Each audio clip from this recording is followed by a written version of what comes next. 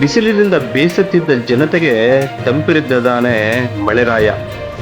ಸುಮಾರು ಅಂದ್ರೆ ತಾಪಮಾನ ಸುಮಾರು 30 ಡಿಗ್ರಿ ಸೆಲ್ಸಿಯಸ್ ಅಷ್ಟು ಏನು ಉಷ್ಣಾಂಶ ಜಾಸ್ತಿ ಆಗ್ತಿತ್ತು. ಆ ನಿಟ್ಟಿನಲ್ಲಿ ಸುಮಾರು ಅಂದ್ರೆ ನಿನ್ನೆ 3:45ಕ್ಕೆ ಪ್ರಾರಂಭವಾದ ಮಳೆ ಸುಮಾರು ಅಬ್ಬರಿಸಿ ಬೊಬ್ಬರಿದಾನೆ ಅಂತ ಹೇಳ್ಬೋದು. ಅಂದ್ರೆ ಅಷ್ಟೊಂದು ಏನು ಗಟ್ಟಿ ಮಳೆ, ಸತತವಾಗಿ 1 ರಿಂದ 1.5 ಗಂಟೆ ಮಳೆ ಆಗಿದೆ.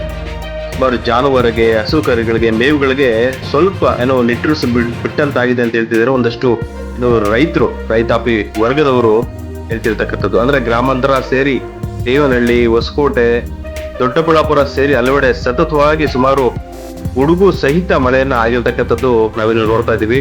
ಸುಮಾರು ರೈತರ ಮುಖದಲ್ಲಿ ಒಂದಷ್ಟು ಮಂದಾಸವನ್ನ ತರ್ತಕ್ಕಂಥ ಕೆಲಸ ಆಗಿದೆ ಈ ಮಳೆಯಿಂದಾಗಿ. ಅಂದ್ರೆ ವರ್ಷದ ಮೊದಲ ಮಳೆ ಅಂತ ಹೇಳ್ಬೋದು. ಆ ನಿಟ್ಟಿನಲ್ಲಿ ಇಲ್ಲೊಂದು ತದ್ವಿರುದ್ಧ ಅಂತ ಹೇಳ್ಬೋದು. ಅಂದ್ರೆ ಗಾಳಿ ಮಳೆಗೆ ಬೂದಿಗೆರೆ ಗ್ರಾಮದ ರೈತನೋರ್ವನ ಹಾಗಲಕಾಯಿ ಚಪ್ರ ಸಂಪೂರ್ಣ ನೆಲ ಕಚ್ಚಿದೆ ಅಂತೆ. ಅಂದ್ರೆ ಒಂದು ಕಡೆ ರೈತರಿಗೆ ಖುಷಿ ಆದ್ರೆ ಮತ್ತೊಂದು ಕಡೆ ಗಾಳಿ ಇದೆಯಲ್ವಾ, ಗಾಳಿ ಸಂಪೂರ್ಣ ಏನೋ ಅಷ್ಟರ ಮಟ್ಟಿಗೆ ಗಾಳಿ ಬೀಸಿರ್ತಕ್ಕಂಥದ್ದು. ಮಳೆಯಲ್ಲೇ ಇರ್ತಕ್ಕಂಥ ಹಾಗಲಕಾಯಿ ಮೂಟೆಗಳನ್ನ ತೆಗಿತಿದೆ ರೈತ. ಏನೋ ದೃಶ್ಯಗಳಲ್ಲಿ ಕೂಡ ಗಮನಿಸ್ಬೋದು ಮಳೆ ಯಾವ ರೀತಿ ಏನು ಬರ್ತಿದೆ ಅಂತಕ್ಕಂಥದ್ದನ್ನ.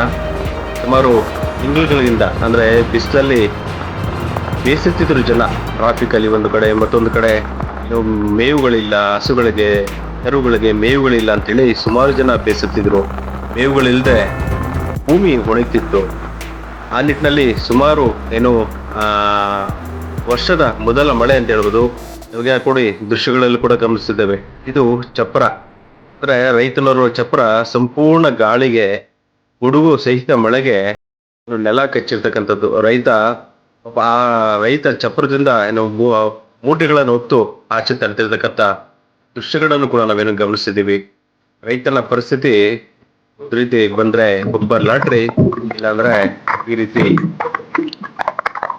ನೋಡಿ ಯಾವ ರೀತಿ ಇದೆ ಅಂತಕ್ಕಂಥದ್ದನ್ನ ನಾವೇನೋ ದೃಶ್ಯಗಳಲ್ಲೂ ಕೂಡ ಗಮನಿಸಬಹುದಾಗಿದೆ. ಮತ್ತೆ ಈ ಚಪ್ರವನ್ನು ನಿಲ್ಲಿಸ್ಬೇಕಾದ್ರೆ ಸುಮಾರು ಎಷ್ಟೋ ಖರ್ಚು ಬರುತ್ತೆ. ರೈತನ ಜೀವನ ಇದು ಸದ್ಯ.